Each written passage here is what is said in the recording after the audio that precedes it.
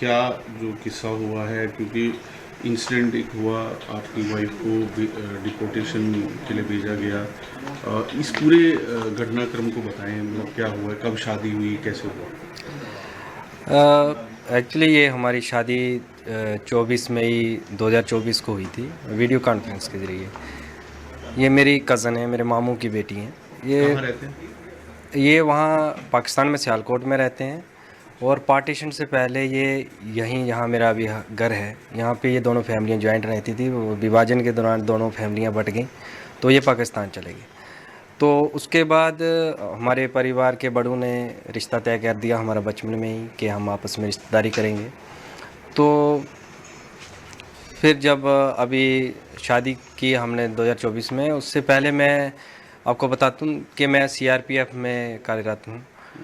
तो मैंने अपने विभाग को शादी की अनुमति के लिए सूचना देने के लिए मैंने 31/12/2022 को मैंने एक लेटर लिखा था, और उसको उस लेटर के ऊपर कुछ आपत्तियां लगा के इन्होंने रिटर्न कर दिया 24 जनवरी रिस्पेक्ट है।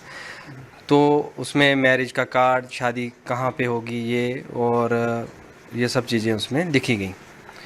मैंने उन सब आपत्तियों का निवारण करके शादी का कार्ड लगा के मैंने डिपार्टमेंट को दी। 72 बटालियन सीआरपीएफ सुंदरबनी में कमांडेंट साहब से मैं मिला भी। फिर वो मेरा लेटर जो है through proper channel DIG range, उसके बाद जम्मू सेक्टर आईजी सीआरपीएफ, फिर एसडीजी जेके जोन से होता हुआ वो डायरेक्टेड सीआरपीएफ दिल्ली तक गया। वहाँ कुछ समय लगा, 2-4 महीने 5 महीने का समय वहाँ पे लगा। फिर उसके बाद में वहाँ से एक रिप्लाई आता है, जवाब आता है कि उसके संबंध में उन्होंने लिखा है, मतलब क्लियर लिख के दिया है कि रूल के हिसाब से ये जो है एक सरकारी कर्मचारी को सरकार को सूचित करना होता है, डिपार्टमेंट को सूचित करना होता है। तो मेरे बारे में साफ उसमें लिखा है कि प्रार्थी ने डिपार्टमेंट को सूचित कर दिया है। लेटर है आपके ये पास? लेटर मेरे पास है, ये लेटर है, आप देख सकते हैं। अच्छा अच्छा। इसमें साफ मेंशन हुआ है, अच्छा, कहाँ पे लिखा है? ये लिखा हुआ है कि प्रार्थी ने उल्लेख मतलब इसके संबंध में सूचित कर दिया है। अच्छा, और तो कोई एनओ कानून है कि शादी से पहले आपको उनको सूचित करना सूचित है? करना है। अच्छा। मैं 24/5/2024 को शादी की है। शादी के बाद भी मैंने सूचित किया है, ऐसा पहले भी किया? पहले भी किया है।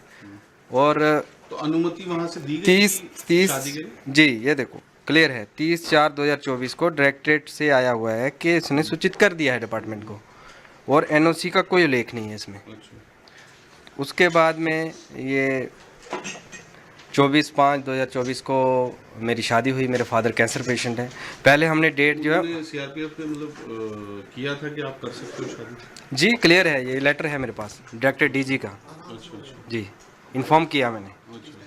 फिर उसके बाद शादी करने के बाद भी मैंने इन्फॉर्म किया, मैंने मैरिज सर्टिफिकेट की कापियाँ, अपने वेडिंग कार्ड की, और हालांकि तस्वीरें वो भी मैंने जो है वहाँ पे दी 72 बटालियन में।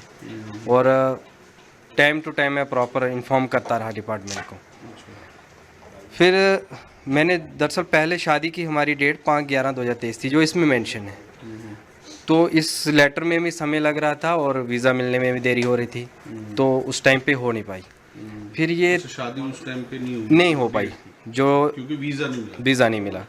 फिर ये लेटर के जो रिप्लाई है 30/4/2024 से डायरेक्टेड से आ जाता है। तो मेरे फादर की तबीयत भी ज़्यादा ख़राब हो गई उस दौरान, कैंसर पेशेंट है। तो दोनों फैमिलियों ने सहमति की और हमने वीडियो कॉन्फ्रेंस के जरिए ऑनलाइन निकाह किया और शादी कर दी हमने।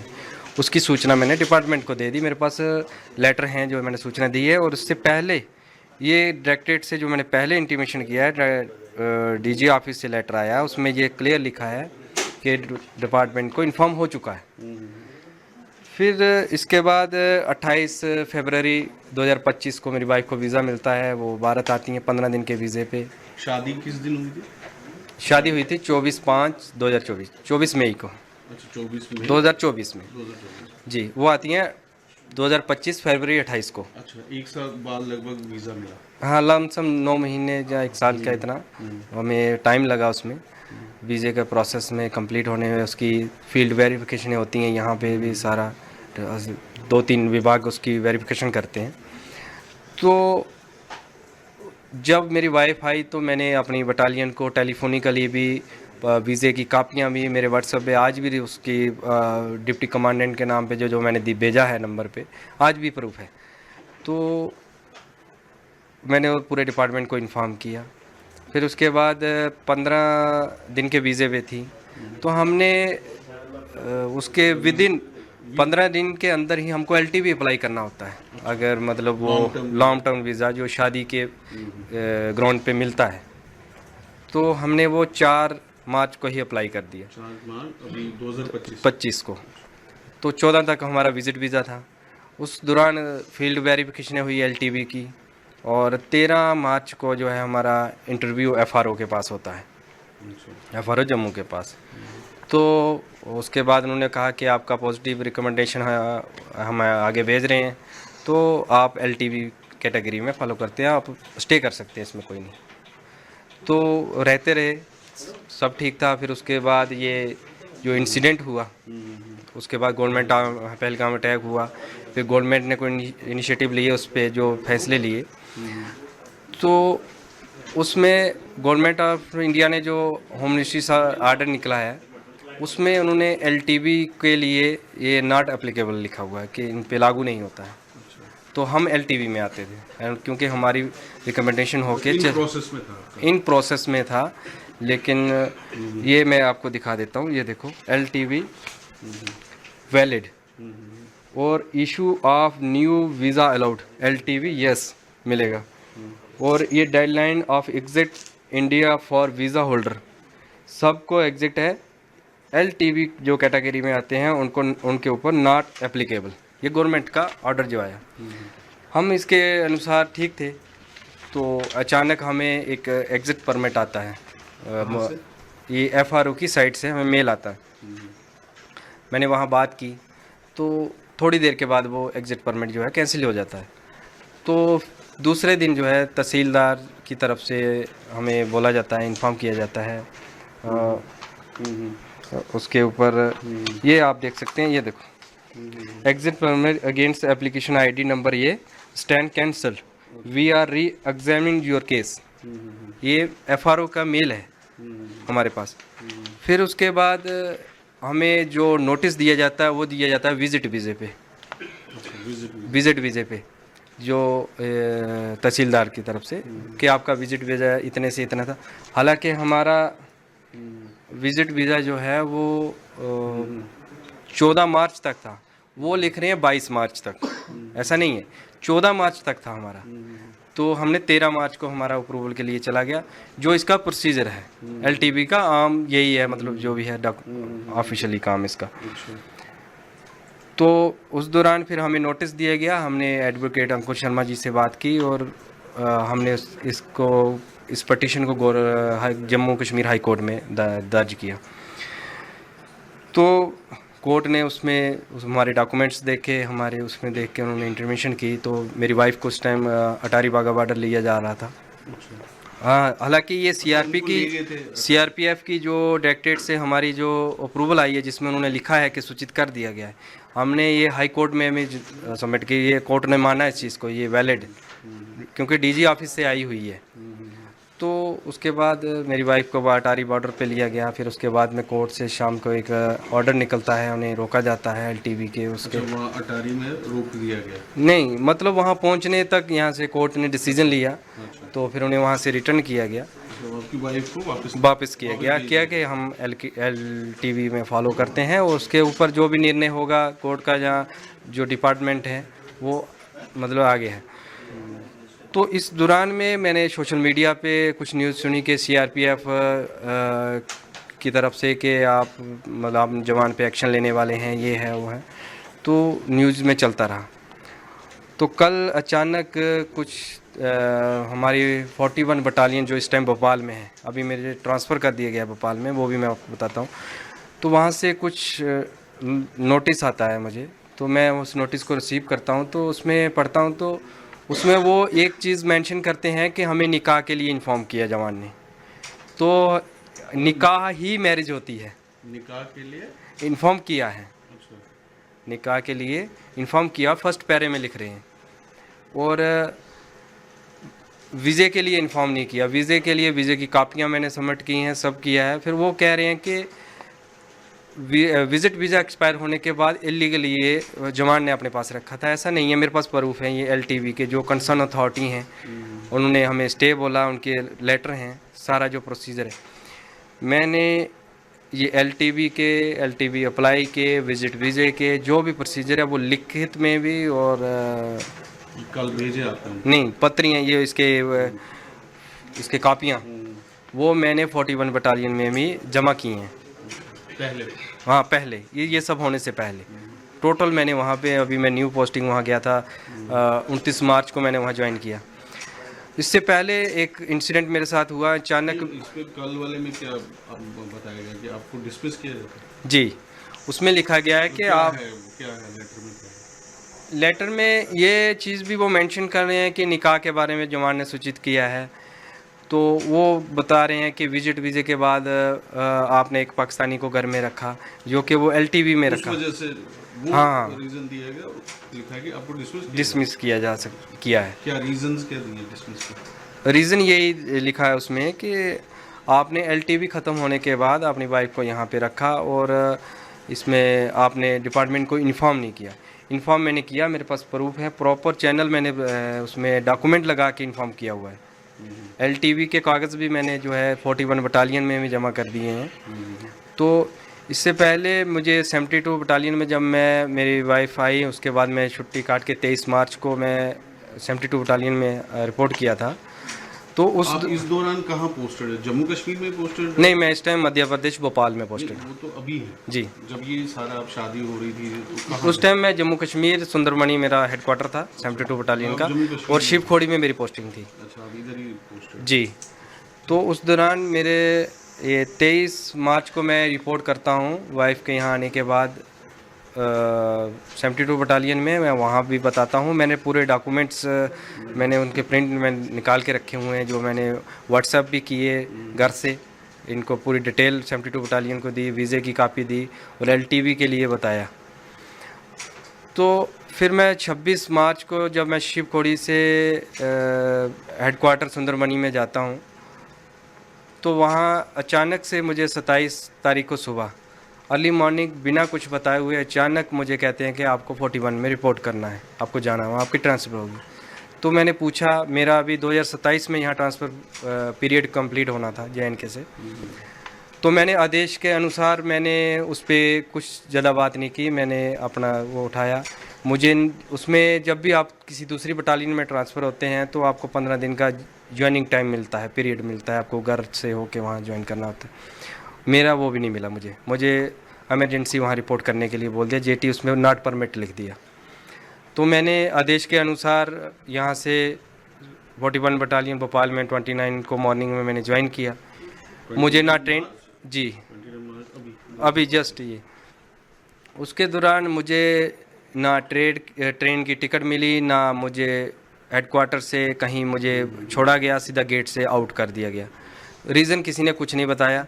फिर मैंने वहाँ जाके 41 बटालियन के कमांडेंट सर का, डिप्टी कमांडेंट सर का मैंने इंटरव्यू लिया। इंटरव्यू होता है जब भी पोस्टिंग जाओ। तो मैंने वहाँ पूरी कहानी अपनी मैंने सुनाई, ये बात है, इन्फॉर्म किया, मैरिज मैंने ऐसे की। तो मैंने वहाँ CO सर से बता के मैंने एक DG साहब के इंटरव्यू के लिए एक लेटर लिखा। उसमें भी मैंने यही मेंशन किया कि ऐसे ऐसे मैंने इन्फॉर्म किया था, ऐसे मैंने शादी की प्रॉपर चैनल से। अब शादी करने के बाद अचानक से मुझे यहाँ ट्रांसफ़र कर दिया गया, इसके पीछे का कारण मुझे मालूम नहीं है। वो एप्लीकेशन अभी मेरी अंडर प्रोसेस में है DG साहब के इंटरव्यू के लिए। उसमें मैंने पूरे डॉक्यूमेंट्स लगाए हैं, वीज़े की कापियाँ लगाई हैं, मैरिज सर्टिफिकेट लगाए हैं, A to Z DG साहब के लिए भी मैंने लिख के वहाँ दिया हुआ है। फिर उसके बाद मैं कमांडेंट सर के नाम पे मैंने एक इंटीमेशन लिखा अपनी शादी के बारे में, क्योंकि न्यू बटालियन थी तो मैंने उनको भी इन्फॉर्म किया प्रॉपर। उसमें LTV के कागज़ भी लगाए कि इस टाइम LTV में स्टे करते। उसके बाद ये सब इंसिडेंट हुआ तो मैं छुट्टी आया, फिर आपको मैंने पहले बता दिया ये सब हुआ। तो कल अचानक से मुझे ये डिसमिस फ्रॉम सर्विस का ये आ गया। तो मैं तो इस चीज़ से हैरान हूँ, तो परेशान हूँ कि ऐसा क्यों हुआ। मैं यही प्राइम मिनिस्टर साहब से, होम मिनिस्टर साहब से अपील करना चाहता हूँ कि एक जवान होने के नाते ही मेरे साथ इंसाफ किया जाए।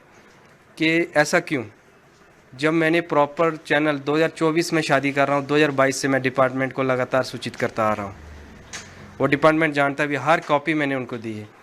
और ये एलटीवी की बात, ये एफआरओ कंसर्न के पास, ये हम मेरे पास पेपर हैं, ये आप देख सकते हैं।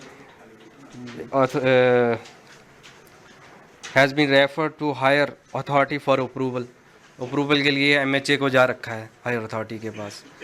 तो मुझे बताओ कि इसमें कहाँ पे इलीगल हुआ है, जहाँ आप लोग देख सकते हैं डायरेक्टेड का क्लियर आर्डर है, सूचित मैंने किया है सीआरपीएफ को, वो क्लियर लिख रहे हैं कि हमें इन्फॉर्म नहीं किया। एक चीज़ उन्होंने मेरे डिसमिस आर्डर में मेंशन की है कि हमें निकाह के लिए सूचित किया। निकाह ही तो होता है शादी, वही तो की है, उसके अलावा तो कुछ नहीं है उसमें।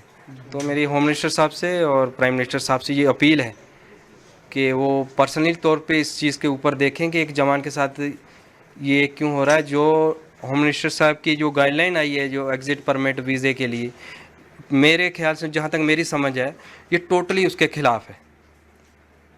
आपको मैंने दिखाया भी है, उसमें वैलिड भी है, न्यू वीज़े एलटीवी ही इशू होंगे, उस पर ये ऑर्डर एप्लीकेबल भी नहीं है। तो प्रॉपर उसके खिलाफ ये मेरे साथ किया जा रहा है।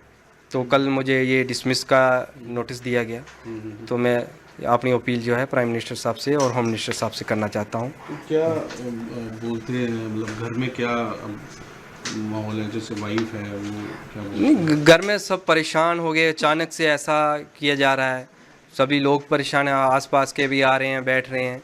एक मतलब दुख की माहौल बन गया हमारे घर में, एक मातम तरह की माहौल बन गया कि हो क्या रहा हमारे साथ, जबकि हमने प्रॉपर चैनल से हर चीज़ की हुई है। मेरे जहाँ तक मेरी सूझबूझ बोल रही है कि कहीं एक कागज़ में मिस्टेक नहीं है, तो ऐसा हमारे साथ किया जा रहा है। तो जैसे आपकी वाइफ है वो पाकिस्तान से, उनका क्या कहना है? वो भी प्राइम, उन्होंने पहले भी अपने इंटरव्यू में कहा था, प्राइम मिनिस्टर साहब से अपील की थी कि हम सबको दुख है, बीइंग ए सोल्जर्स मुझे ज़्यादा दुख है इस चीज़ का। हम भी तो ड्यूटी करते हैं, जो हुआ है उसके तो हम खिलाफ हैं, और जो गवर्नमेंट ने एक्शन लिया वो भी सराहनीय है, अच्छा है।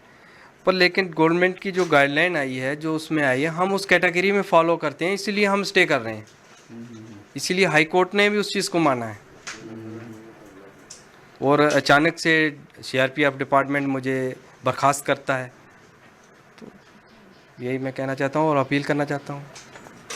तो जिस तरह आप सीआरपीएफ में है, तो यहाँ काउंटर टेररिज्म ऑपरेशन क्या आपने किए हैं, क्या आप लड़े हो? मतलब अगर आपसे मौका मिले एज ए सीआरपीएफ, क्या आप करेंगे? नहीं, ज़ाहिर जब मैंने एक डिपार्टमेंट को ज्वाइन किया है, उसमें मैंने ट्रेनिंग की है और ड्यूटी मैंने अपनी ईमानदारी से हर जगह ड्यूटी की है। मैंने छत्तीसगढ़ में सेवा दी है ऑपरेशनों में, उसके बाद मैंने बिहार में सेवा दी है, छत्तीसगढ़ में ऑपरेशन में, छत्तीसगढ़ में मैं 2-2.5 साल रहा, वहाँ पे रहा हूँ। JNK में मैं जम्मू और ये राजौरी के एरिया में ही रहा हूँ, और अभी मुझे भोपाल में पोस्टेड किया गया।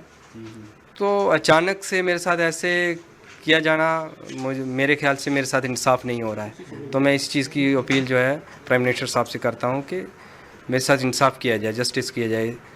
अब आपके पास क्या ऑप्शन है, क्या लीगल में आप जा सकते हैं? जी, मैं ज़रूर इसके लिए मैंने अपने वकील साहब से भी बात की है, तो मैं हाई कोर्ट से अपील करूंगा मुझे इंसाफ दिलवाया जाए, और मैं प्राइम मिनिस्टर और होम मिनिस्टर साहब से भी अपील करता हूं कि इसमें। और जो वीज़ा पेंडिंग है वाइफ का? वीज़ा पेंडिंग है, वो होम मिनिस्ट्री में अप्रूवल के लिए गया है, तो मैं वो उसके लिए भी अपील करता हूं सरकार से कि वो वीज़ा भी दिया जाए, ताकि हमारे घर में थोड़ा माहौल ठीक हो। एक परेशानी की टेंशन बन चुकी है, और इधर से सर्विस का ये इस तरह का नोटिस आना।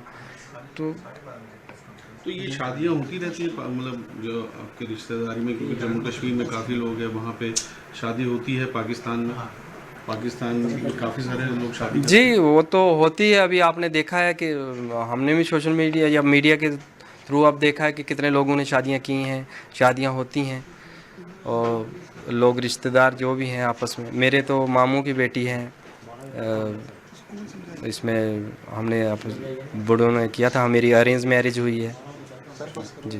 तो अब आखिर में एक क्या मैसेज आप देंगे, क्या एक अपील करेंगे? मैं अपील प्राइम मिनिस्टर साहब से और होम मिनिस्टर साहब से इस चीज़ के लिए अपील करता हूँ कि मेरे साथ इंसाफ होना चाहिए।